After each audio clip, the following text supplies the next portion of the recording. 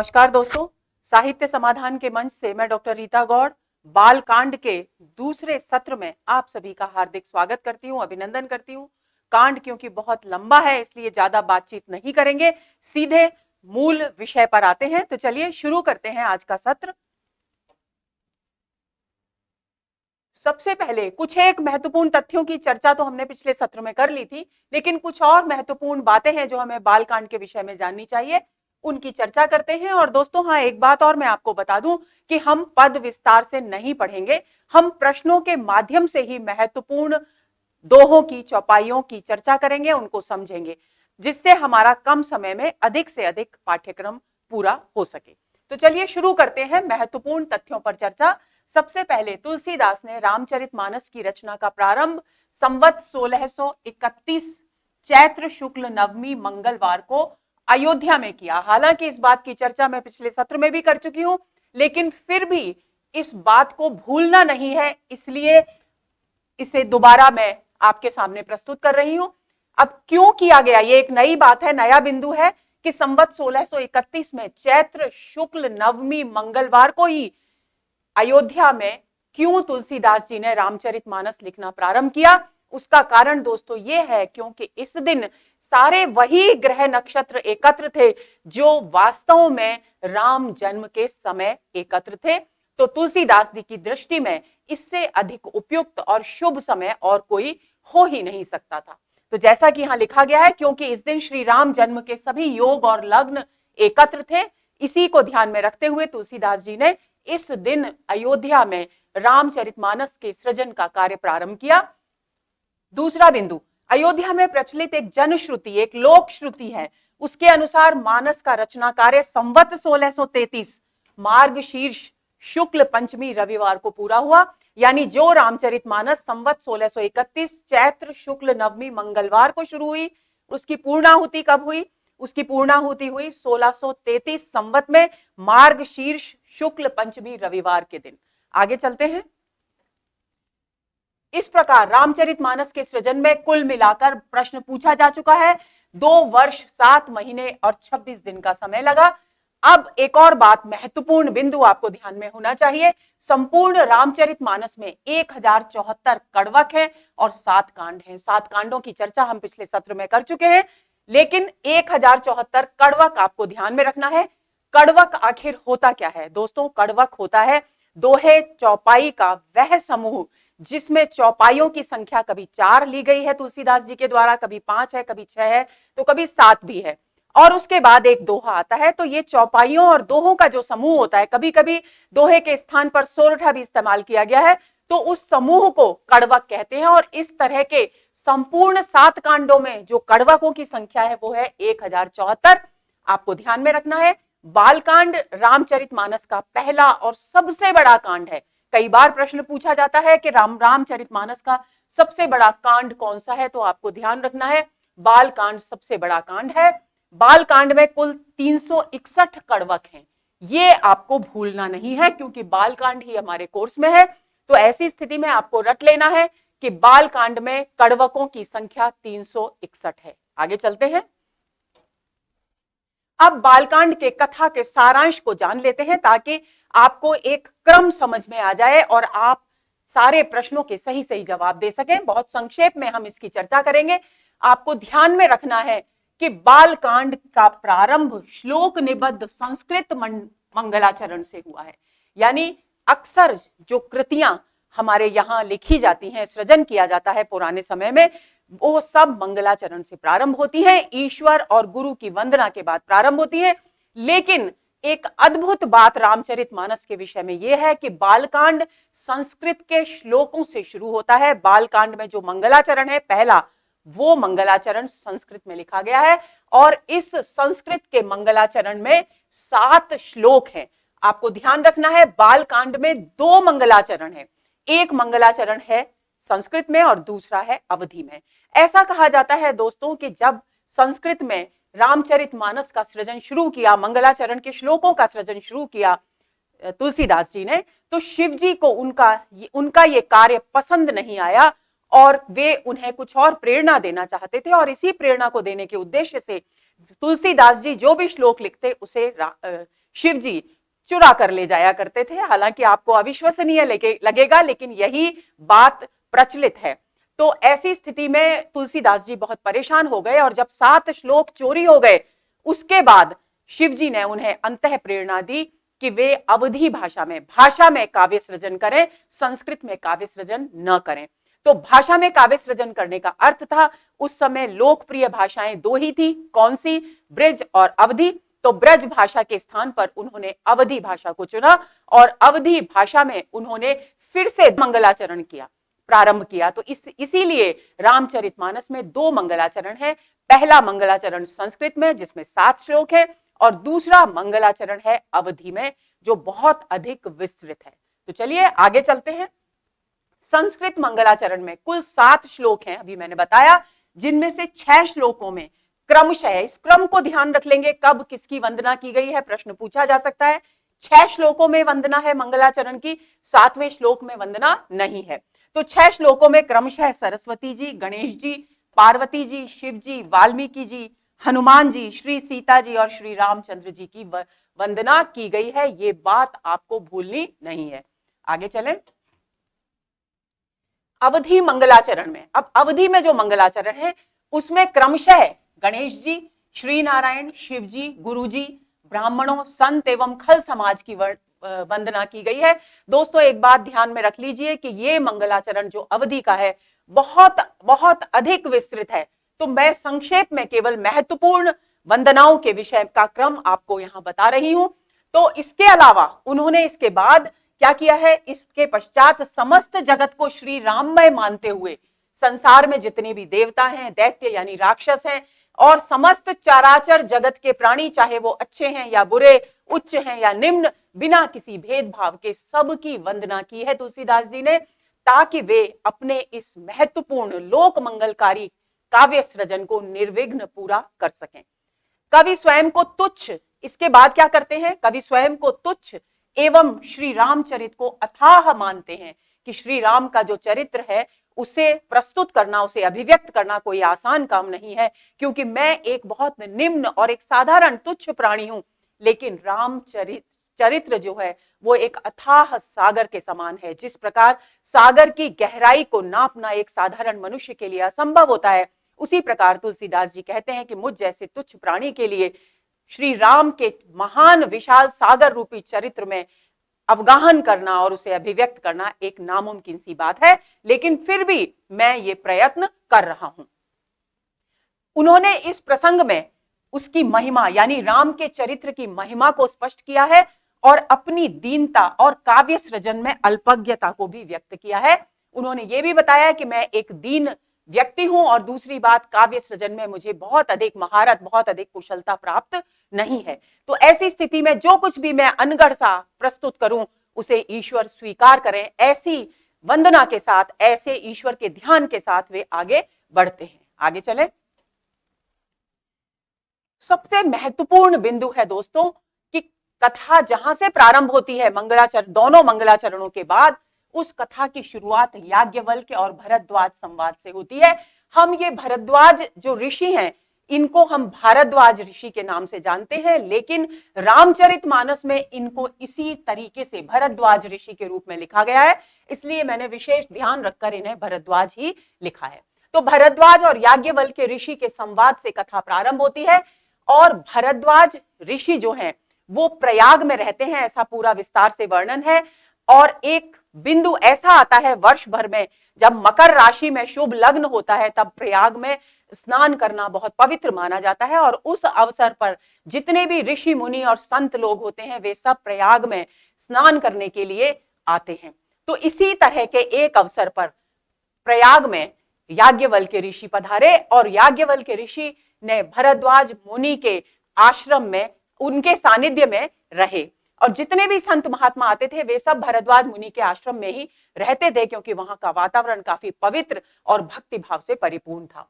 तो उसी दौरान जब स्नान का कार्य संपन्न हो गया, तब भरद्वाज मुनि ने बड़े निवेदन के साथ, बड़े आग्रह के साथ याज्ञवल्क्य मुनि को अपने आश्रम में रोक लिया, और उन्होंने अपनी जिज्ञासा प्रारंभ की। उन्होंने कहा कि हे ऋषिवर, मैं आपसे निवेदन करता हूं कि आप राम के चरित्र को मुझे विस्तार से बताएं, और उनके बार बार आग्रह करने पर याज्ञवल्क्य मुनि ने उन्हें राम के चरित्र को बताना शुरू किया।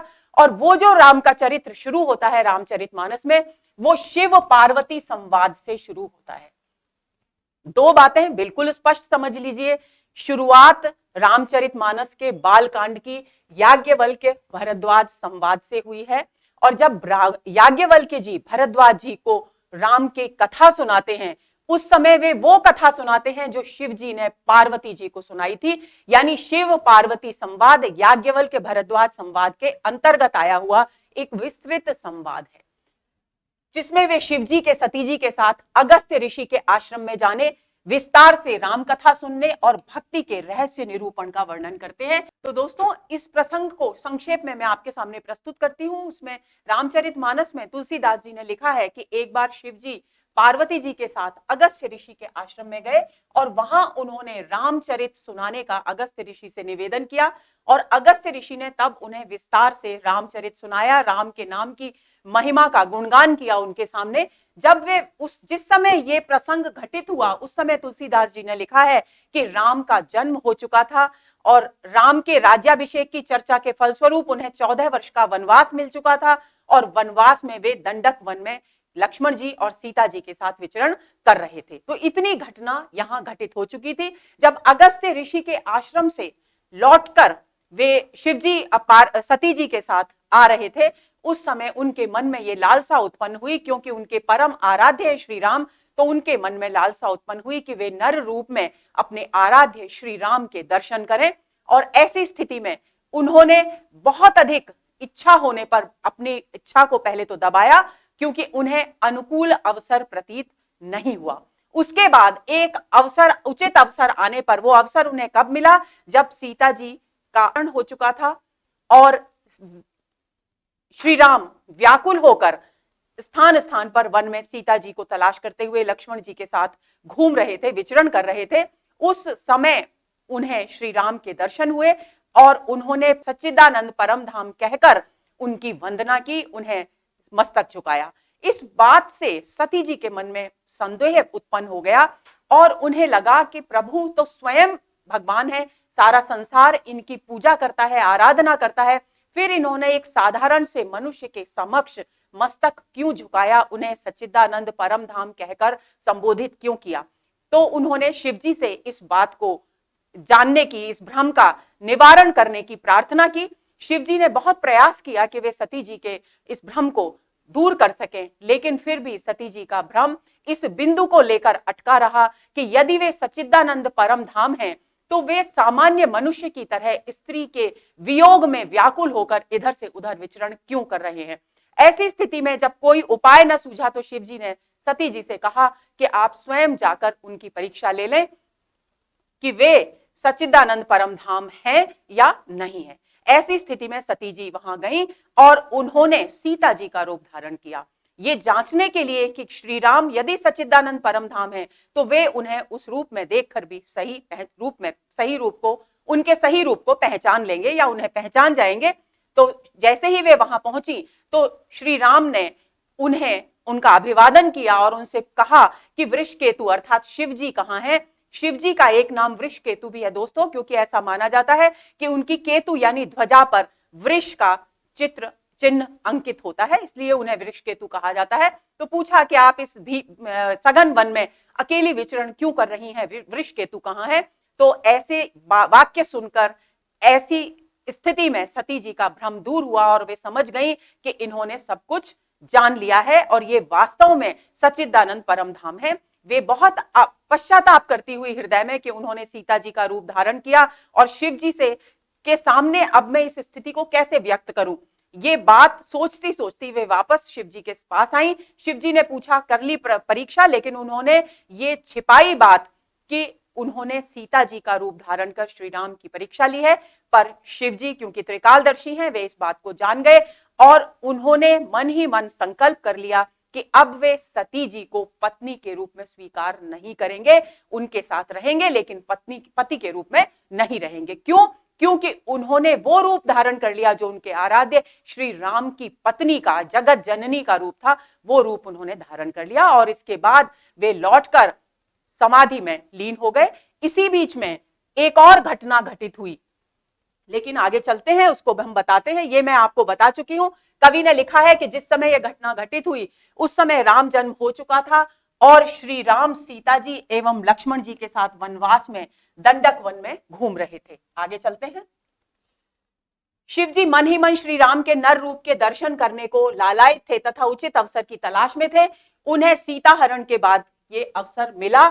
उन्होंने श्री राम को सच्चिदानंद परम धाम कहकर प्रणाम किया। इसके बाद कवि ने सती जी के भ्रम एवं पिता दक्ष के यज्ञ में उनके द्वारा स्वयं को योगाग्नि से भस्म करने के प्रसंग का वर्णन किया है। यानी यहां पर सती जी के भ्रम के विषय में जो चर्चा मैंने अभी आपसे की उसे आप ध्यान में रखेंगे। और इसके आगे की कड़ी में आपको यहां बताती हूं कि जब संकल्प कर लिया शिव जी ने कि वे पति के रूप में सती जी के साथ नहीं रहेंगे, उसी दौरान ब्रह्मा जी ने सती जी के जो पिता थे दक्ष, उन्हें प्रजापति का पद दे दिया।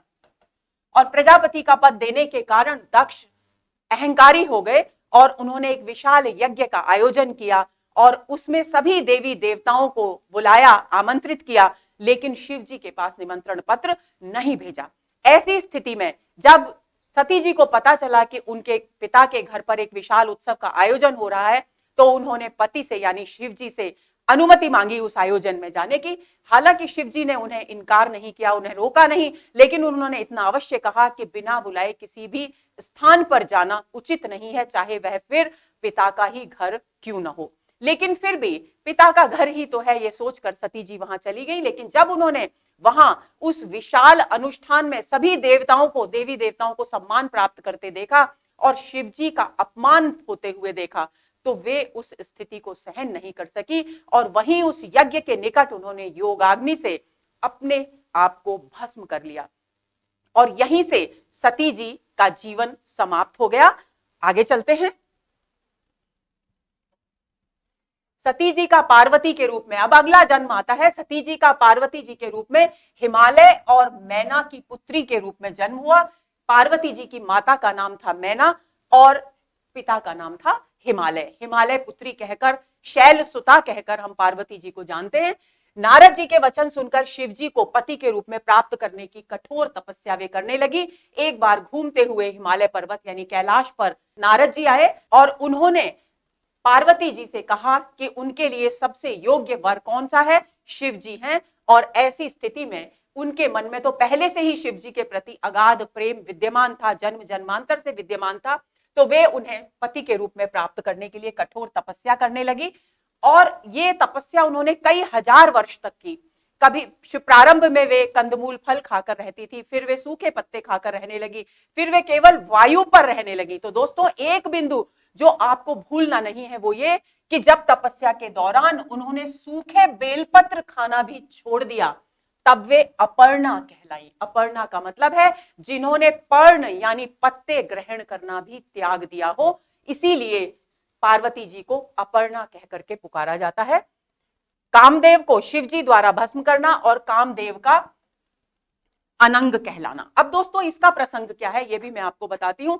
हुआ ऐसा कि शिव जी साधना, कठोर साधना में लीन थे और वे पार्वती जी उधर शिव जी से विवाह करना चाहती थी। इसी बीच एक तारक नामक राक्षस हुआ जिसने संपूर्ण देवताओं को श्रीहीन कर दिया। सारे देवलोक में हाहाकार मच गया उसके आतंक के, अत्याचार के कारण, और वो एक बहुत ही देवताओं का प्रबल शत्रु के रूप में उभरा। और सबको ये ज्ञात था, देवताओं को ब्रह्मा जी ने बताया कि शिव जी का पुत्र ही इस तारकासुर का वध कर सकता है, इस तारक असुर का वध कर सकता है। शिव जी के पुत्र को प्राप्त करने के लिए उनका विवाह होना जरूरी था, जबकि शिव जी साधना में लीन थे। तो ऐसी स्थिति में उन्हें उनकी साधना को तोड़कर उन्हें प्रेम भाव से युक्त करने के उद्देश्य से देवताओं ने कामदेव को उनके पास भेजा। कामदेव ने प्रारंभ में एक बाण छोड़ा, लेकिन जब शिवजी की समाधि भंग नहीं हुई, उन पर कोई प्रभाव उनके उस बाण का नहीं हुआ, तब उन्होंने पांचों बाण एक साथ शिवजी पर छोड़ दिए। इससे शिवजी की साधना भंग हो गई, वे क्रोधित हो गए और क्रोध के कारण उनका तीसरा नेत्र खुल गया और उसमें से जो अग्नि निकली उससे कामदेव जलकर भस्म हो गए। और ऐसी स्थिति में कामदेव की जो पत्नी रति थी, जब उसे ज्ञात हुआ कि उनके पति शिवजी के द्वारा भस्म कर दिए गए हैं, तो वे विलाप करती हुई शिवजी के पास आई और उन्होंने कहा कि अब शरीर रहित अपने पति के साथ मैं भला कैसे रहूंगी। तब शिवजी ने उन्हें आश्वासन दिया कि कृष्ण के पुत्र प्रद्युम्न के रूप में कामदेव जब जन्म लेंगे तभी तुम्हारा अपने प्रियतम से यानी कामदेव से मिलन संभव हो सकेगा। और क्योंकि शरीर रहित अवस्था में कामदेव सृष्टि में विचरण करते रहे, कब तक? जब तक कि वे प्रद्युम्न के रूप में यानी श्री कृष्ण के पुत्र के रूप में जन्म लेने में सफल नहीं हुए। और जब तक उनके पास शरीर नहीं था तब तक वे कामदेव अनंग यानी अंग से रहित कहलाए। तब कामदेव का एक नाम इसीलिए अनंग भी है, इस बात को भी आप भूलेंगे नहीं। आगे चलते हैं। शिव पार्वती विवाह। अब क्योंकि समाधि भंग हो गई शिव जी की और देवताओं ने प्रेरित किया, अनेक प्रकार के प्रयत्नों से शिव जी को तैयार किया विवाह के लिए, और हालांकि पार्वती जी की परीक्षा लेने के लिए भी शिव जी ने सप्त ऋषियों को भेजा और सारी विधि विधान संपन्न होने के बाद विवाह की पूरी तैयारियां हो गई।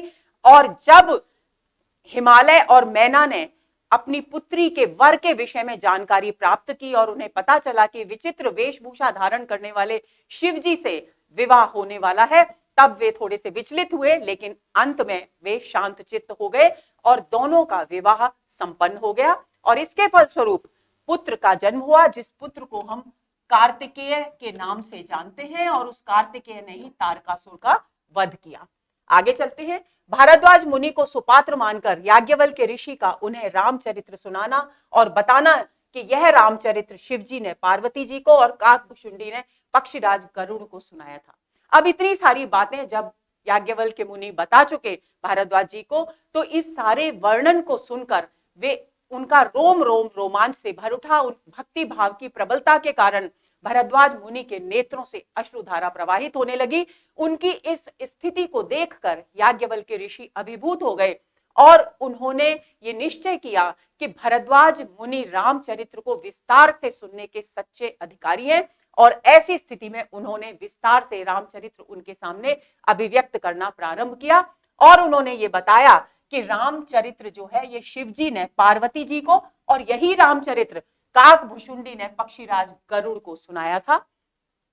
इसी दौरान इसी चर्चा में हिरण्यकशिपु और हिरण्याक्ष के जन्म और मृत्यु का वर्णन भी याज्ञवल्क्य जी ने किया। और हिरण्यकशिपु एक राक्षस था, ये दोनों राक्षसों के नाम है दोस्तों। हिरण्यकशिपु वो राक्षस था जिसका नरसिंह अवतार लेकर भगवान ने अंत किया, और हिरण्याक्ष वो राक्षस था जिसका वराह अवतार लेकर विष्णु भगवान ने अंत किया। तो इस पूरे प्रसंग का रामचरितमानस में विस्तार से वर्णन किया गया है। इसके बाद आता है विश्व मोहिनी प्रसंग। ये भी एक बहुत ही रोचक प्रसंग है और आपको पता होना चाहिए। विश्व मोहिनी प्रसंग नारद जी से संबंधित है।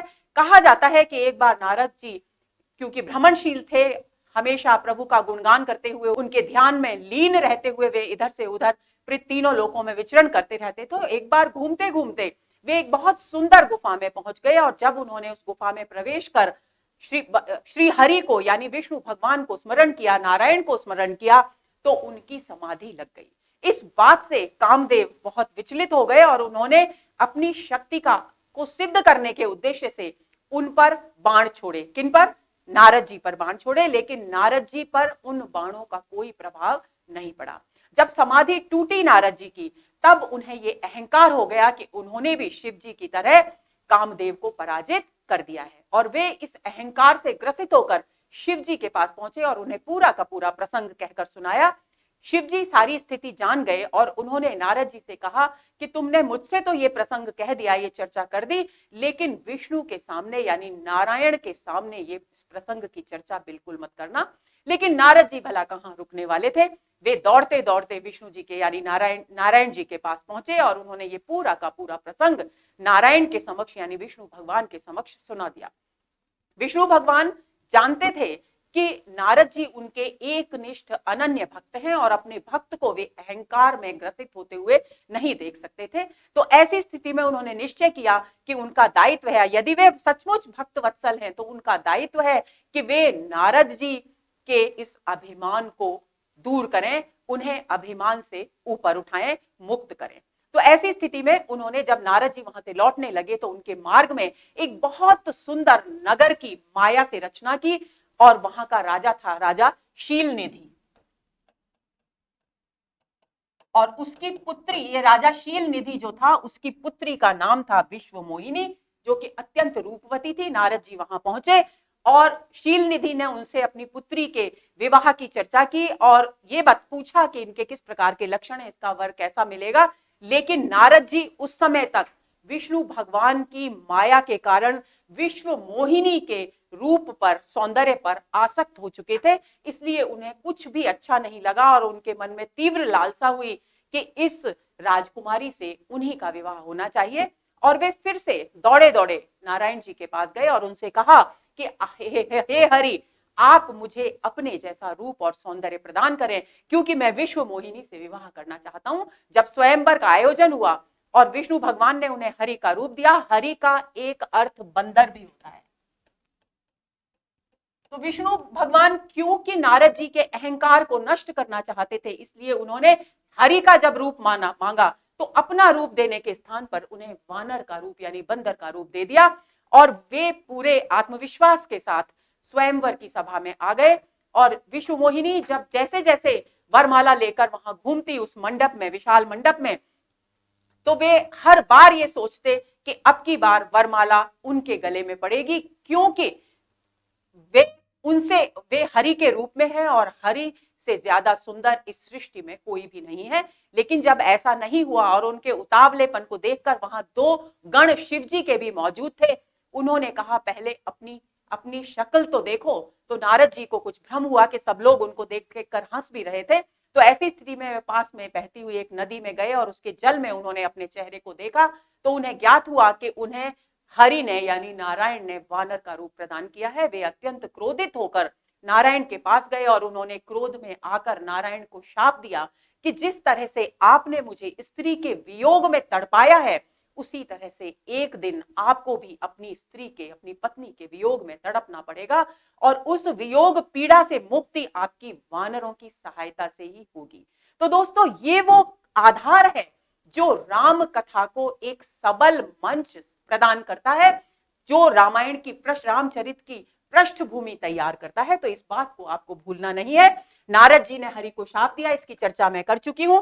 अब आता है मनु और शत्रु का प्रसंग। ऐसा माना जाता है कि सृष्टि के प्रारंभ में मनु राज्य करते थे और उन्होंने दीर्घ काल तक शासन करने के बाद अपने पुत्र को राज्य सौंपा, राज्य की जिम्मेदारी सौंपी और स्वयं पत्नी के साथ यानी शत्रुपा के साथ तपस्या के लिए चले गए। कई हजार वर्ष तक तपस्या करने के बाद जब ईश्वर प्रकट हुए, तब उन्होंने उनसे यही वरदान मांगा कि वे चाहते हैं कि उनके घर में उनके समान पुत्र हो, और ईश्वर ने उन्हें, भगवान ने उन्हें ये वरदान प्रदान किया। और यहां से एक और पृष्ठभूमि तैयार हुई उनके पुत्र के रूप में भगवान के जन्म लेने की। आगे चलते हैं। इसके बाद आता है प्रताप भानु का प्रसंग। राजा प्रताप भानु एक बहुत ही प्रतापी राजा था और उसके मन में दिग्विजय करने की लालसा उत्पन्न हुई, और इसके परिणाम स्वरूप उसने अपनी पूरी की पूरी विशाल सेना और अपने भाई के सहयोग से, अरिमर्दन जिसका नाम था, उसके सहयोग से सारे राज्य अपने अधिकार में कर लिए। और उन्हीं राज्यों में से एक राजा जिसको उन्होंने पराजित किया और राज्य से विहीन किया, वह मन ही मन उन्हें अपना शत्रु मान बैठा और वह राज्य को छोड़कर वन में जाकर एक तपस्वी के वेश में रहने लगा। वो उस उचित अवसर की तलाश में था जब वो प्रताप भानु नामक राजा से बदला ले सके, और उसने प्रताप भानु को माया से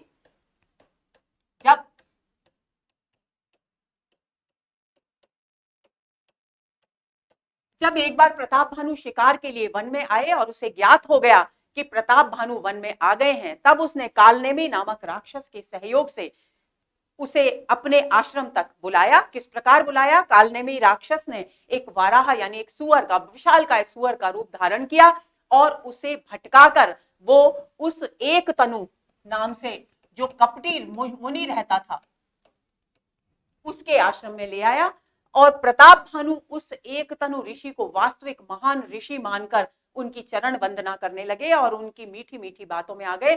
उन्होंने कहा कि हे प्रभु, मुझे आप ये वरदान दीजिए। किसने? प्रताप भानु ने कपटी मुनि एक तनु से कहा कि आप मुझे ये वरदान दीजिए कि वृद्धावस्था और दुख और मृत्यु ये मुझे कभी प्रभावित ना करें और कई सौ कल्प तक मैं निष्कंटक इस पृथ्वी पर राज्य करूं। और उस एक तनु नामक कपटी ऋषि ने एवमस्तु यानी तथास्तु कहा कि ऐसा ही होगा, लेकिन साथ ही ये भी कहा कि ब्राह्मणों का अपमान करने से बचना। तब राजा ने उनसे पूछा, प्रश्न किया कि किस प्रकार वो ब्राह्मणों के अपमान से अपने आप को बचा सकते हैं। तब उस एक तनु नामक कपटी ऋषि ने कहा कि 1 वर्ष तक उन्हें ब्राह्मणों को भोज कराना पड़ेगा और उस भोज को बनाने की जिम्मेदारी उसने स्वयं यानी ऋषि ने, एक तनु ने स्वयं अपने ऊपर ली कि मैं भोजन पकाऊंगा, लेकिन कोई भी उस पाकशाला में आएगा नहीं और परोसने का काम, ब्राह्मणों को जिमाने का काम राजा आप स्वयं करेंगे। राजा इस बात के लिए तैयार हो गया और उसने, जो एक तनु था, उसने माया से कालनेमी राक्षस को फिर बुलाया और उन सोते हुए राजा को उन्होंने तत्काल माया से उसके राजमहल में पहुंचा दिया। सारे भोज की तैयारियां हो गई। एक तनु स्वयं वहां भोजन बनाने के लिए नहीं गए, बल्कि उनके पुरोहित का रूप धारण करके, किसके? राजा प्रताप भानु के पुरोहित का रूप धारण कर उन्होंने कालनेमी राक्षस को भेजा। राक्षस ने भोजन बनाया और उस भोजन में मांस का प्रयोग किया, जिसके कारण ब्राह्मण जब भोजन करने बैठे तो वे क्रोधित हो गए। जैसे ही उन्हें पता चला कि इसमें मांस और का प्रयोग किया गया है, तो उन्होंने राजा को 1 वर्ष के अंदर उसके कुल का नाश होने का श्राप दे दिया। तो यही राजा आगे चलकर, देखिए, ये आगामी जन्म में, अगले जन्म में यही प्रताप भानु रावण बना और उसका छोटा भाई अरिमर्दन, जिसके सहयोग से उसने दिग्विजय प्राप्त की थी, वो कुंभकर्ण बना और उसका मंत्री धर्मरुचि, जो उसका बहुत ही अधिक सहयोगी था, वो विभीषण बना। इन तीनों भाइयों ने, रावण और कुंभकर्ण और विभीषण, इन तीनों भाइयों ने इस जन्म में आकर कठोर तपस्या की। और रावण ने, जब ब्रह्मा जी प्रसन्न हुए, तो रावण ने ब्रह्मा जी से नर और वानर के अलावा अन्य किसी से न मरने का वरदान प्राप्त किया, क्योंकि रावण ने सोचा कि मनुष्य में और वानर में की हैसियत ही नहीं है कि वो उसे मौत के घाट उतार सके, उसका वध कर सके। ऐसी स्थिति में उसने ब्रह्मा जी से कहा कि मेरा वध नर और वानर के अतिरिक्त और किसी से न हो। तो यहां भी रामचरित की एक पृष्ठभूमि तैयार हो गई और इसीलिए दोस्तों, राम को मनुष्य के रूप में अवतरित होना पड़ा, प्रभु के रूप में अवतरित होना पड़ा और वानरों के सहयोग से रावण को पराजित करना पड़ा, उसका वध करना पड़ा। कुंभकर्ण ने मांगा कि 6 महीने सोने का वरदान मुझे दीजिए और विभीषण ने ईश्वर भक्ति का वरदान मांगा, जो कि हम सभी अच्छी तरह से जानते हैं। अब जबकि रावण बहुत दिग्विजयी हो गया, शक्तिशाली हो गया, वरदान प्राप्त कर उसने बहुत सारी शक्तियां प्राप्त कर ली, तब उसने समुद्र में त्रिकूट पर्वत पर स्थित सोने की लंका, जो किसकी थी? कुबेर की थी, उसे, और कुबेर का जो पुष्पक विमान था उसे छीनकर अपने अधिकार में कर लिया, यानी लंकापति बन बैठा वो अपनी शक्तियों के बल पर। आगे चलते हैं। पृथ्वी पर राक्षसों के अत्याचार और हाहाकार बहुत बढ़ते गए। जब रावण इतने उग्र रूप में सामने आ गया, तो स्वाभाविक सी बात थी कि राक्षस समुदाय बहुत अधिक प्रबल रूप में पृथ्वी पर आ गया और पृथ्वी पर तरह तरह के अत्याचार हो गए, सर्वत्र हाहाकार मच गया। ऐसी स्थिति में पृथ्वी स्वयं पीड़ित हो उठी और उसने गाय का रूप धारण कर देवता भी यहां तक कि एक गुफा में जाकर के सारे रावण से आतंकित होकर, राक्षसों से आतंकित होकर एक गुफा में जाकर छिप गए। जब पृथ्वी त्रस्त हुई तो उसने गाय का रूप धारण किया और वह भी देवताओं के पास गई। ब्रह्मा जी का पृथ्वी से श्री हरि के चरणों का ध्यान करने को कहना, जब पृथ्वी ने निवेदन किया कि वह बहुत पीड़ित है राक्षसों के अत्याचारों से, तब ब्रह्मा जी ने कहा कि तुम सब लोग मिलकर के श्री हरि के चरणों का ध्यान करो। सबको ये युक्ति बहुत उचित प्रतीत हुई। उसके बाद रामचरितमानस में नारायण की स्तुति की गई और ये स्तुति शुरू होती है जय जय सुरनायक के नाम से, ये स्तुति की गई। और तब आकाशवाणी हुई, नारायण ने प्रसन्न होकर आकाशवाणी के माध्यम से ये कहा कि वे शीघ्र ही सूर्य वंश में अपने सभी अंशों के साथ जन्म लेंगे और पृथ्वी को राक्षसों के अत्याचारों से मुक्त करेंगे। कश्यप और अदिति इस जन्म में आकर के, कश्यप और अदिति दशरथ और कौशल्या के रूप में जन्म लेते हैं। आगे चलते हैं। गुरु वशिष्ठ, जब दशरथ और कौशल्या के रूप में कश्यप और अदिति ने जन्म ले लिया, तो क्योंकि बहुत दीर्घ काल बीतने तक उन्हें पुत्र की प्राप्ति नहीं होती, तो वे गुरु वशिष्ठ से इसका उपाय पूछते हैं और गुरु वशिष्ठ उन्हें सलाह देते हैं कि वे पुत्र प्राप्ति के लिए पुत्र कामेष्टि यज्ञ करें। वशिष्ठ मुनि श्रृंगी ऋषि को पुत्र कामेष्टि यज्ञ संपन्न करने के लिए अयोध्या में बुलाते हैं। श्री राम, भरत, लक्ष्मण, शत्रुघ्न का जन्म होता है। उनका जात कर्म, नामकरण, चूड़ाकर्म और उपनयन आदि संस्कार होते हैं। ये सारे की सारी घटनाएं दोस्तों आप बहुत अच्छी तरह से जानते हैं, इनके विस्तार में जाने की मुझे आवश्यकता नहीं है। विश्वामित्र का राम लक्ष्मण को राक्षसों के संहार के लिए ले जाना। अब क्योंकि राम और लक्ष्मण जब किशोरावस्था को प्राप्त होते हैं, उनकी शिक्षा पूरी हो जाती है। उसी समय विश्वामित्र, क्योंकि पृथ्वी पर जब भी विश्वामित्र और अन्य ऋषि कोई यज्ञ आदि किया करते थे, कोई पवित्र लोक मंगलकारी कार्य संपन्न करते थे, तो राक्षसों के आतंक के कारण वह कार्य निर्विघ्न संपन्न नहीं हो पाता था। तो ऐसी स्थिति में विश्वामित्र जी दशरथ जी के पास आए और उन्होंने निवेदन किया कि वे राम लक्ष्मण को राक्षसों के संहार के लिए उनके साथ भेजें। हालांकि दशरथ जी को बहुत संकोच हुआ, उन्हें ऐसा प्रतीत हुआ मानो इतने कोमल बालक भला राक्षसों का संहार कैसे कर सकेंगे। लेकिन जब विश्वामित्र ने उन्हें विश्वास दिलाया तो उन्होंने बहुत कठोर मन से अपने कलेजे पर पत्थर रखकर अपने दोनों पुत्रों को उनके साथ भेज दिया। आगे चलते हैं। मार्ग में ताड़का नामक एक राक्षसी मिली, श्री राम ने उसका वध किया। उसके बाद मारीची और सुबाहु, जो खास तौर पर विश्वामित्र और अन्य ऋषियों के धार्मिक कार्यों में रुकावट उत्पन्न किया करते थे, उनको भी पराजित किया और ब्राह्मणों को अभय दान दिया। इसी बीच जब इस सारे कार्य से निवृत्त हो गए राम और लक्ष्मण जी, तो वे एक स्थान पर विश्वामित्र जी के साथ रुके। तब उसी समय विश्वामित्र जी को राजा जनक के यहाँ धनुष यज्ञ होने का समाचार मिला और उन्होंने श्री राम और लक्ष्मण को धनुष यज्ञ में ले जाने का निश्चय किया। जब वे धनुष यज्ञ के लिए प्रस्थान करने लगे तो मार्ग में उन्हें अहिल्या मिली, जो कि शिला के रूप में परिवर्तित हो गई थी। तो अपने चरणों के स्पर्श से श्री राम ने अहिल्या का उद्धार किया। इसके बाद वे जनकपुरी पहुंचे। पुष्प वाटिका में उन्होंने सीता जी को देखा और उनके सौंदर्य से जितने श्री राम अभिभूत हुए, उतनी ही अभिभूत हो गई, प्रेम विभोर हो गई सीता जी। और उसके बाद धनुष यज्ञ में जब सारे राजा तो उस धनुष को हिलाने में भी समर्थ न हो सके, तब श्री राम ने उस धनुष को तोड़ दिया और उसके बाद जयमाला हो गई। फिर परशुराम जी पधारे क्रोध में भरे हुए और लक्ष्मण परशुराम संवाद हुआ। उसके बाद बारात के लिए निमंत्रण भेज दिया गया दशरथ जी के पास अयोध्या नगरी, और बारात आ गई। विवाह संपन्न हो गया, बारात का प्रस्थान हो गया और बारात अयोध्या पहुंच गई। यहां इस बिंदु पर आकर बाल कांड की कथा दोस्तों समाप्त हो जाती है।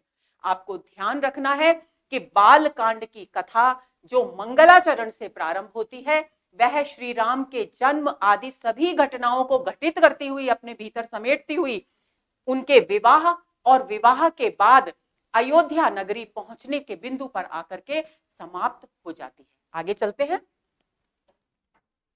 अब देखिए, ये क्योंकि मैं बहुत विस्तार से पदों की चर्चा नहीं करने वाली हूं, जैसा कि मैंने आपको बताया, लेकिन जो मंगलाचरण में 7 श्लोक हैं संस्कृत के, मैं जरूरी समझती हूं कि इनको एक बार बता दूं, आपको अच्छी तरह समझा दूं, ताकि इनके अर्थ आपके हृदय में बैठ जाएं और आप इन पर आधारित प्रश्नों के जवाब दे सकें। तो देखिए, पहला श्लोक है, वर्णानाम अर्थ संघानाम रसानाम छंदसाम अपि मंगलानाम च कर्तारौ वंदे वाणी विनायक।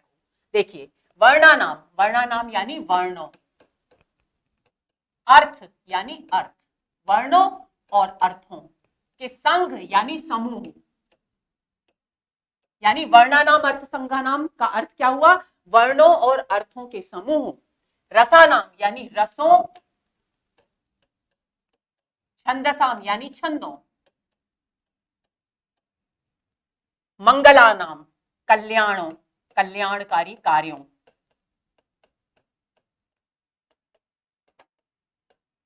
कार्यों को कर्तारऊ करने वाले, वाणी यानी सरस्वती जी,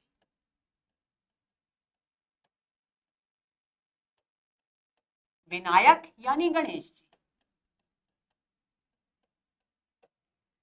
अब इसका अर्थ देख लीजिए, वर्णानाम अर्थ संघानाम यानी वर्णों और अर्थों के समूह, रसों और छंदों और मंगलों को यानी सबका कल्याण करने वाले वाणी यानी सरस्वती जी और गणेश जी की मैं वंदे यानी वंदना करता हूं। यानी पहली वंदना किसकी की गई है? सरस्वती जी और गणेश जी की गई है, जिसमें सबसे पहला नाम है वाणी यानी सरस्वती जी की वंदना सबसे पहली है और विनायक गणेश जी की वंदना उनके बाद है, लेकिन श्लोक एक ही है। तो आप जब भी इससे संबंधित प्रश्न आए कि मंगलाचरण में सबसे पहले किसकी वंदना की गई है, तो आपको ध्यान देना है कि उसके ऑप्शंस में अगर वाणी विनायक एक साथ हैं तो आपको उसी विकल्प को चुनना है, और यदि वाणी विनायक में से केवल एक है तो उस विकल्प को चुनना है, और अगर दोनों हैं तो वाणी को चुनना है यानी सरस्वती जी को चुनना है। इस बात को आप ध्यान में रखेंगे। अगले श्लोक पर चलते हैं। भवानी शंकरौ वंदे श्रद्धा विश्वास रूपिणौ याभ्याम विना न पश्यन्ति सिद्धा स्वांतस्थम ईश्वरम। अब देखिए, अब तुलसीदास जी कहते हैं भवानी शंकरौ वंदे, मैं भवानी यानी पार्वती जी और शंकर जी की वंदना करता हूं। कौन से पार्वती जी और शंकर जी की वंदना करता हूं? जो श्रद्धा और विश्वास के रूप हैं। श्रद्धा और विश्वास के रूप भवानी यानी पार्वती जी और शंकर की मैं वंदना करता हूं। याभ्याम विना न पश्यन्ति, याभ्याम यानी जिनके बिना, जिनके बिना पश्यन्ति न पश्यन्ति देख नहीं सकते, सिद्धा स्वांत स्थमीश्वरम यानी सिद्धा यानी सिद्ध पुरुष, स्वांत यानी अपने, हृदय, स्वांत स्व अंत यानी अपने हृदय में, स्थम ईश्वरम स्थित ईश्वर को।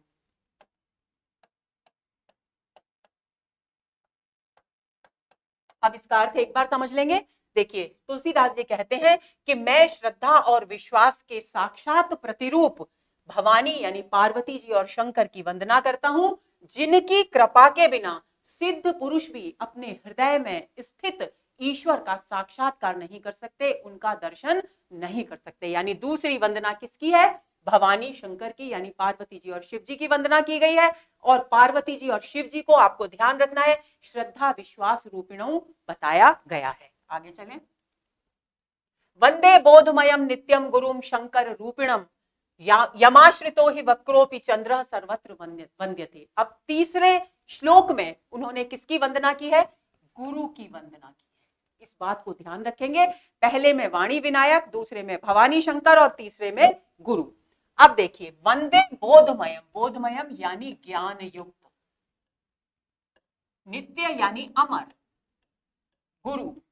अब वो कहते हैं, तुलसीदास जी कहते हैं कि मैं शंकर, साक्षात शंकर के रूप में विद्यमान अपने गुरु की जो ज्ञान से युक्त है और अमर है वंदना करता हूं।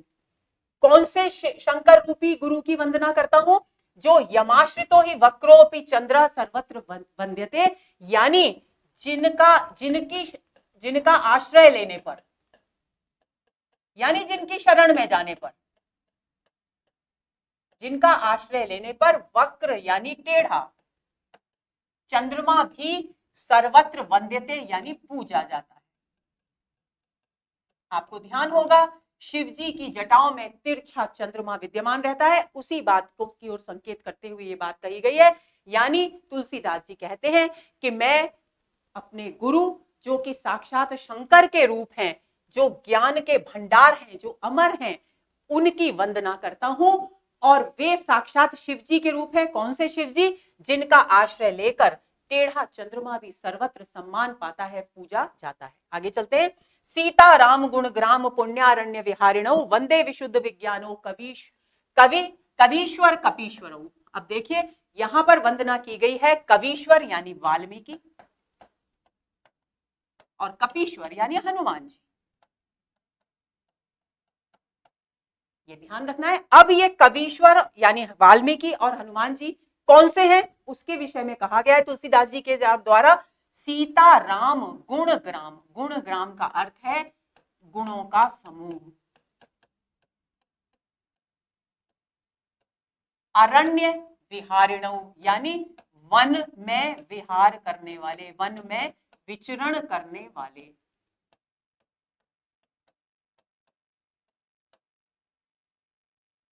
विशुद्ध ज्ञान से युक्त,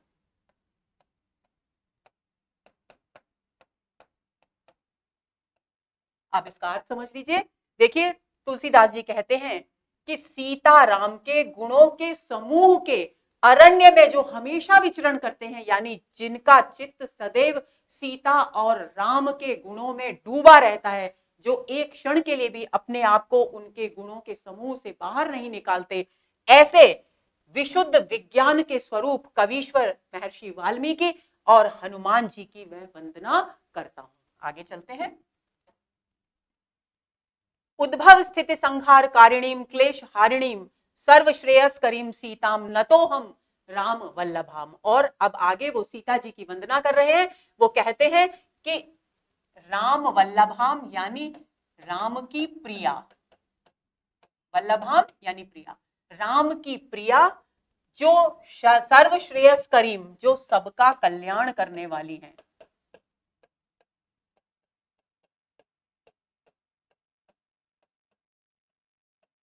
और इस संसार के उद्भव यानी जन्म, स्थिति और संहार यानी नाश करने वाली है, कारिणीम करने वाली है, और क्लेश हारिणीम दुखों का हरण करने वाली है।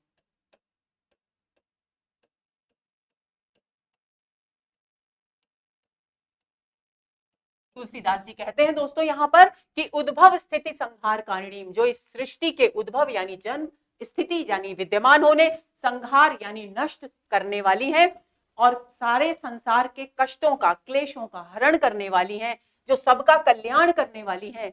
ऐसी राम की प्रिया श्री सीता जी की मैं वंदना करता हूं। न तो मैं उनके समक्ष नतमस्तक होता हूं, यानी वंदना करता हूं। आगे चलते हैं। यन माया वशवर्तिम विश्वमखिलम ब्रह्मादि देवासुरा यत सत्वाद मृषैव भाति सकलम रज्जौ यथा हेर भ्रमा। अब देखिए यहां कह रहे हैं तुलसीदास जी कि जिनकी माया से, यन माया जिनकी माया के वश में, वशवर्ती वश में है, कौन है? विश्वम अखिलम सारा विश्व, और कौन? ब्रह्मादि देवासुरा ब्रह्मा, अन्य देवता और असुर यानी राक्षस, यानी सारा विश्व भी है, ब्रह्मा भी है, देवता भी है, असुर भी है, वो उनकी माया के वशीभूत है। यत सत्वादम मृषैव भाति, जिनके सत्व से, जिनकी सत्ता से, यानी जिनके प्रभाव से, सत्ता यानी प्रभाव समझ लेंगे आप इसको, जिनके प्रभाव से यह ऋषैव जो झूठा मिथ्या सारा संसार है, सकल यानी संपूर्ण विश्व, उसी प्रकार भ्रमवश सत्य दिखाई देता है, जैसे रज्जौ रस्सी में सांप के होने का भ्रम होता है। होता वो भ्रम है, लेकिन जिस क्षण हम रस्सी को सांप समझते हैं उस समय वो सचमुच हमें सांप ही प्रतीत होती है। तो रज्जौ का यानी रस्सी का उदाहरण देते हुए कवि कहते हैं कि जिस प्रकार रस्सी में भ्रमवश सांप के होने का संदेह होता है, उसी प्रकार जिनकी माया से, जिनकी सत्ता के कारण ये सारा का सारा जो संसार है, जो मिथ्या है, जो झूठ है, वह हमें वास्तविक प्रतीत होता है। यत पाद प्लवमेकवेव हि भवाम्भोधेस्तीर्षितावता वंदे हम तम शेष कारण परम रामाख्याम ईशम हरिम। और कहते हैं कि यत पाद जिनके चरण, प्लवमेकमेव जिनके चरण एकमात्र नौका है, नाव है, किसको पार करने की? भव यानी संसार सागर को पार करने की। भव अंभो यानी सागर, भव मतलब संसार, अंभो यानी सागर, को तितिर्षावताम यानी पार करने का। संसार सागर को पार करने की। वंदे हम, मैं उनकी वंदना करता हूं जो समस्त कारण है, विश्व के समस्त शेष कारण है।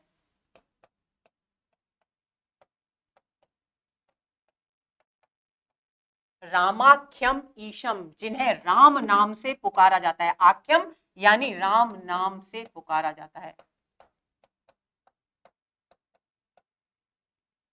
ऐसे हरि की मैं वंदना करता हूं, यानी अब उन्होंने इस श्लोक में श्री राम की वंदना की है।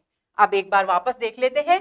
तुलसीदास जी कहते हैं कि मैं राम के नाम से विख्यात उन हरि, उन ईश्वर, उन नारायण की वंदना करता हूं जिनके माया के वशीभूत ये सारा संसार है, ब्रह्मा देवता और राक्षस आदि हैं, और जिनकी सत्ता से, जिनके प्रभाव से ये संपूर्ण मिथ्या संसार रस्सी में सांप का भ्रम हुए भ्रम के समान यथार्थ प्रतीत होता है, सत्य प्रतीत होता है। जिनके चरण संसार रूपी सागर को पार करने की एकमात्र नौका है, ऐसे जो समस्त सृष्टि का कारण है, उनकी मैं वंदना करता हूं। आगे चलते हैं। नाना पुराण निगमागम सम्मतम यद रामायणे निगदितम क्वचिदन्यतो अपि। अब वो कह रहे हैं कि विभिन्न प्रकार के पुराणों में, निगम यानी शास्त्रों में, तथा कुछ अन्य ग्रंथों में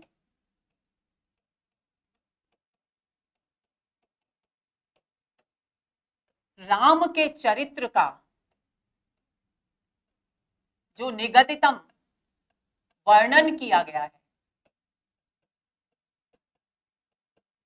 उसे मैं तुलसीदास उस रघुनाथ की गाथा को भाषा में बांधकर मंजुल यानी सुंदर तरीके से, सुंदर रूप में, स्वांतः सुखाए, अपने अंतःकरण के सुख के लिए आतनोति विस्तृत करता हूं।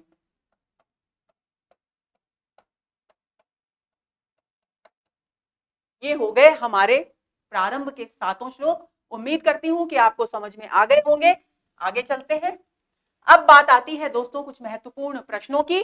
तो देखिए, कोशिश की है मैंने कि आपको इसके माध्यम से रामचरितमानस की महत्वपूर्ण दोहे और चौपाइयां भी समझ में आ सके।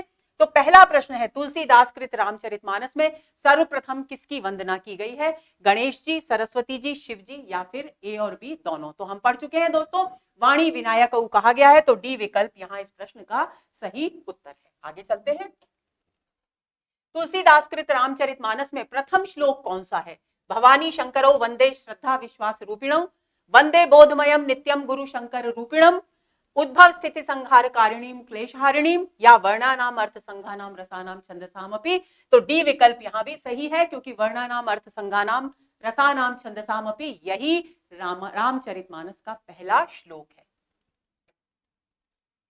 श्रद्धा विश्वास रूपिणों किसे कहा गया है? श्री राम को, भवानी शंकर को, सीताराम को, या गणेश जी को? तो दूसरा विकल्प सही है, भवानी शंकर को श्रद्धा विश्वास रूपिणौ कहा गया है। आगे चलते हैं। वाणी विनायकों शब्द का संबंध किससे है? गणेश जी, सरस्वती जी, दोनों, या फिर कोई नहीं? सी विकल्प बिल्कुल सही है। वाणी का मतलब है सरस्वती जी, विनायक का मतलब है गणेश जी, यानी दोनों से इस शब्द का संबंध है। आगे चलते हैं। तुलसीदास जी ने रामचरितमानस में मंगलाचरण में किस गुरु की वंदना की है? वशिष्ठ की, विष्णु रूपी गुरु की, विश्वामित्र की, या शंकर रूपी गुरु की? तो डी विकल्प यहां बिल्कुल सही है, शंकर रूपी गुरु की वंदना की है। आगे चले। सीता राम गुण ग्राम पुण्यारण्य विहारिणौ शब्द किसके लिए प्रयुक्त हुआ है? वाल्मीकि और वेदव्यास, वेदव्यास और हनुमान, वाल्मीकि और हनुमान, हनुमान और विभीषण। तो दोस्तों यहां वाल्मीकि और हनुमान के लिए सीता राम गुणग्राम पुण्यारण्य विहारिणौ शब्द इस्तेमाल किया गया है, तो सी विकल्प यहां बिल्कुल सही उत्तर है। आगे चलते हैं। तुलसी के अनुसार किनके स्मरण मात्र से सभी सिद्धियां प्राप्त हो जाती हैं? गणेश जी के, श्रीहरि के, शिव जी के, या गुरु के? ये अवधी भाषा के जो मंगलाचरण है उसके चौपाई पर आधारित प्रश्न है। तो देखिए, गणेश जी के स्मरण मात्र से सभी सिद्धियां प्राप्त हो जाती हैं, ऐसा कहा है तुलसीदास जी ने रामचरितमानस में। आगे चलते हैं। नील सरोरु श्याम तरुण अरुण वारिज नयन, करौ सो मम उर्धाम सदा क्षीर सागर शयन। पंक्ति के विषय में असत्य कथन छांटना है। देखिए, अभिप्रेत अर्थ से संबंधित प्रश्न है, इस तरह के प्रश्न पूछे जा सकते हैं। तो पहले हम इस अंश को समझ लेंगे। नील सरोरु, नील सरोरु यानी नीले रंग का, सरोरु यानी कमल, नीले नील कमल के समान, श्याम यानी सांवला वर्ण, सांवला, तरुण सब समझते हैं, अरुण, वारिज नयन, जिनका शरीर युवा और नील कमल के समान सुंदर है, जिनके वारिज यानी कमल, वारिज भी कमल होता है, जिनके कमल लाल, अरुण यानी लाल, लाल कमल के समान जिनके नेत्र हैं, जिनके वारिज कमल रूपी नेत्र हैं। करौ सो मम उर्धाम सदा क्षीर सागर शयन, और जो सदैव क्षीर सागर में, विष्णु भगवान कहाँ निवास करते हैं? शेष शैया पर, क्षीर सागर में, जो सदैव क्षीर सागर में निवास करते हैं वे नारायण। करौ सो मम उर, वे करौ करे, सो मतलब वे, कहां? मम उर्धाम, मेरे हृदय में निवास करें।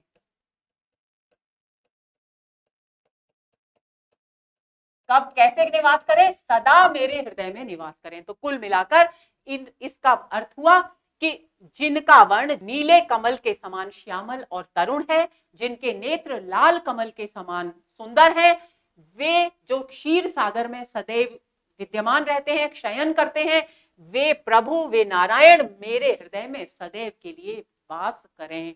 अब इसके आधार पर असत्य कथन हमें छांटना है। ए विकल्प है, नारायण से हृदय में वास करने की प्रार्थना की गई है, बिल्कुल सही है।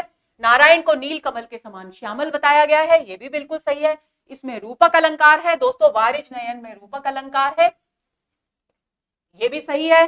नारायण के भक्त वत्सल रूप का चित्रण किया गया है, यह कथन बिल्कुल गलत है। तो यही इस प्रश्न का सही उत्तर है, क्योंकि हमें असत्य कथन बताना है, क्योंकि नारायण भक्त वत्सल होते हैं, लेकिन इन पंक्तियों में उनके भक्त वत्सल रूप की चर्चा कहीं भी नहीं की गई है। आगे चले।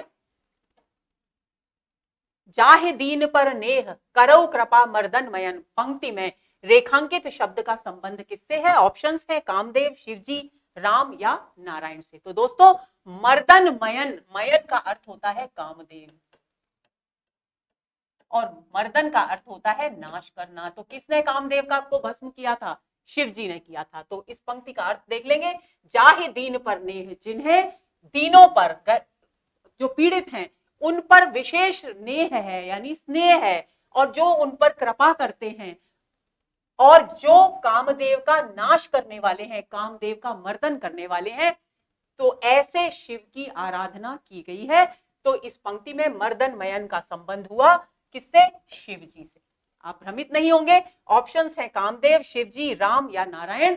कामदेव को तो मर्दन करने वाले का पूछा गया है, उनकी चर्चा की गई है, तो कामदेव का मर्दन करने वाले हैं शिव जी। तो बी विकल्प यहां बिल्कुल सही उत्तर है। आगे चलेंगे।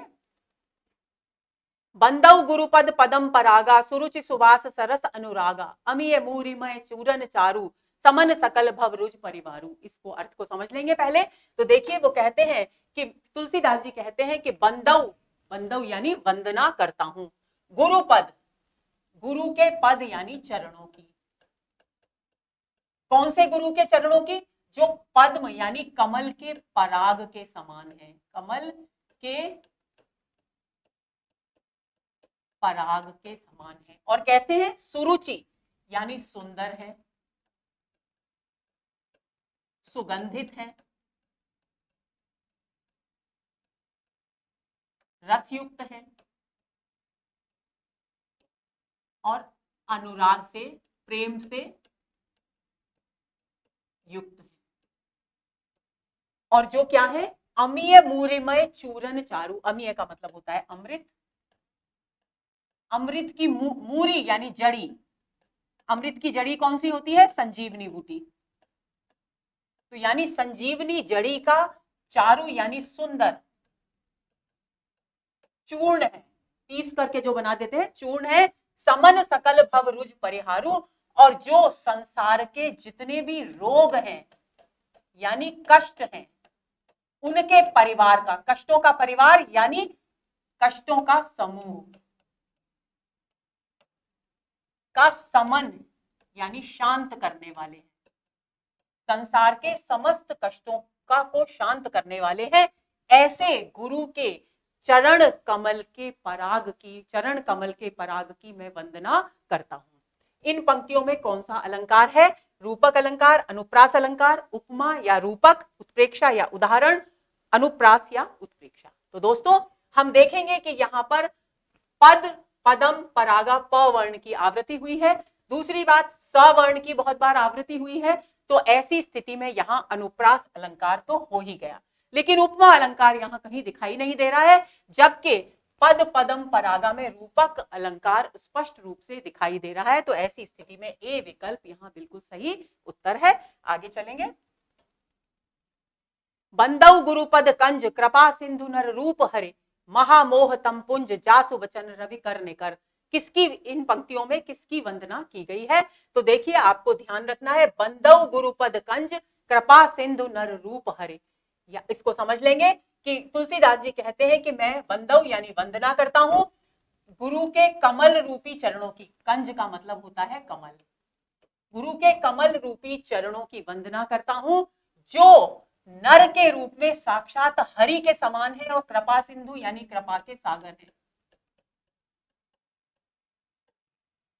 जो माया और मोह के तम यानी अंधकार के समूह को, एक तरह से हो गया अज्ञानता के समूह को नष्ट करने वाले हैं। कैसे कैसे नष्ट करने वाले? जिस तरह से रवि की यानी सूर्य की किरणों का समूह अंधकार का नाश कर देता है, उसी प्रकार जिन गुरु के वचन संपूर्ण अज्ञानता के अंधकार को दूर कर देते हैं, ऐसे गुरु के चरण कमलों की मैं वंदना करता हूं, जो कृपा के सागर है और साक्षात मनुष्य के रूप में हरि के समान है। अब देखिए किसकी वंदना की गई है, गुरु की, हरि की, रवि की या नर की? तो स्पष्ट है कि यहाँ गुरु की वंदना की गई है। आपको ध्यान रखना है, पिछली चौपाई में वंदना किसकी की गई थी? गुरु के चरणों की रज की वंदना की गई थी। बंदौ गुरुपद पद्म परागा, पराग की वंदना की गई थी। यहाँ गुरु की वंदना की गई है, उनके चरण कमलों की वंदना की गई है। आगे चलते हैं। सुकृति संभुतन विमल विभूति, मंजुल मंगल मोद प्रसूति, जनमन मंजु मुकुर मल हरणी, किए तिलक गुणगन बस करनी। पंक्तियों में किसका गुणगान किया गया है?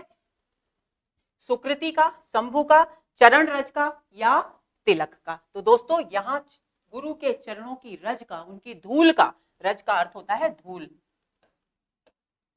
धूल का वर्णन किया गया है। देखिए जो अच्छे कार्यों को करने वाली है, सुकृति जो अच्छे कार्यों को करने वाली है, शंभु के तन पर यानी शिव जी के तन पर जो रज विमल निर्मल विभूति के समान शोभायमान रहती है, जो सुंदर है, मंजुल यानी सुंदर, कल्याणकारी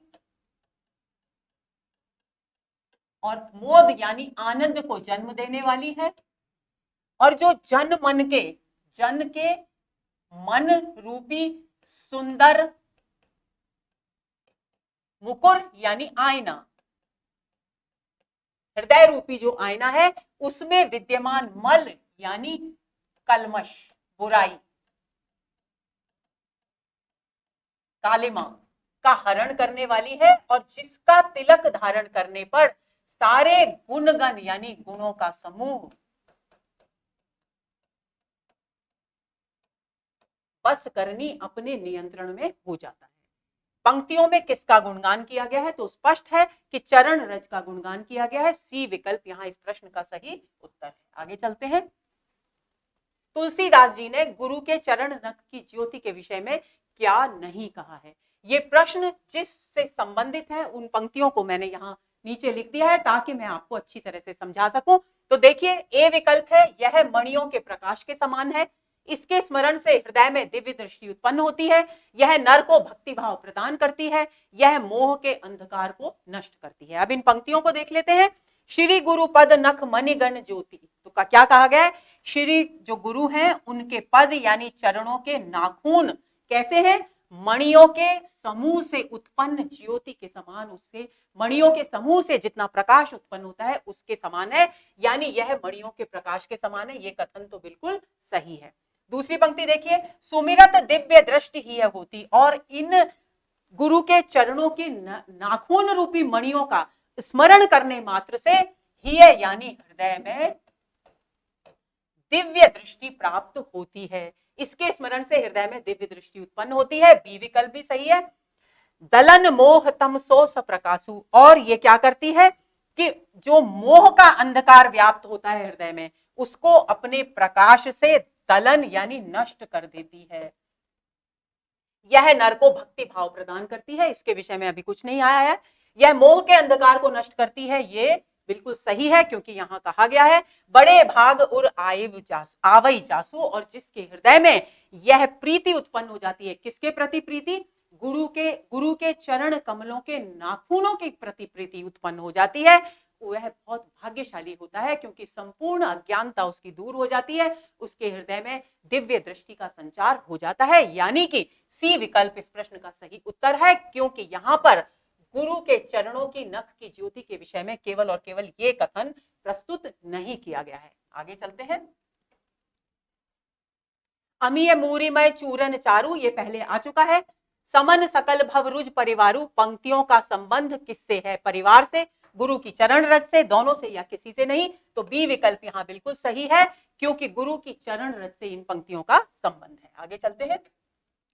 गुरु की चरण रज की वंदना के बाद तुलसीदास जी ने किसकी वंदना की है? महीसुरों की, संत समाज की, दोनों की, या इनमें से किसी की नहीं, तो सी विकल्प बिल्कुल सही है दोस्तों, क्योंकि यहां महीसुरों और संत समाज दोनों की वंदना की गई है।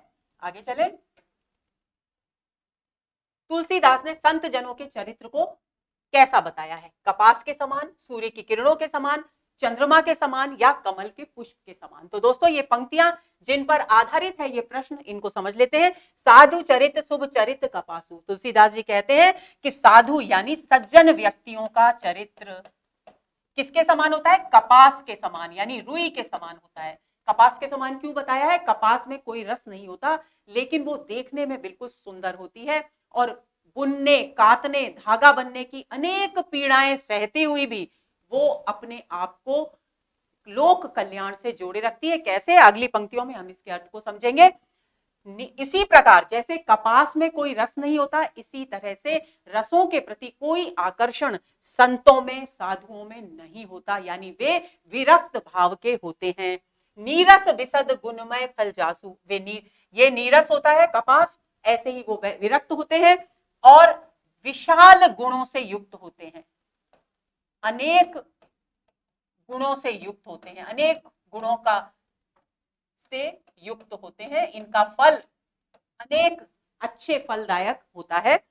सो सही दुख परिच्छिद्र दुरावा, जैसे कपास अपने आप को अनेक कष्टों से सहकर धागे के रूप में बनती है, और उसके बाद सुई में पिरोई जाने के बाद दूसरों के छेद यानी कपड़े में हुए छेद को अपना समर्पण करके, अपने आप को अर्पित करके उन छेदों को दूर करने की, उनको ढकने की कोशिश करती है। उसी प्रकार जो साधु और सज्जन लोग होते हैं वे भी कपास के समान दूसरों के दोषों को स्वयं दुख सहकर भी छिपाने का प्रयत्न करते हैं, दूर करने का प्रयत्न करते हैं।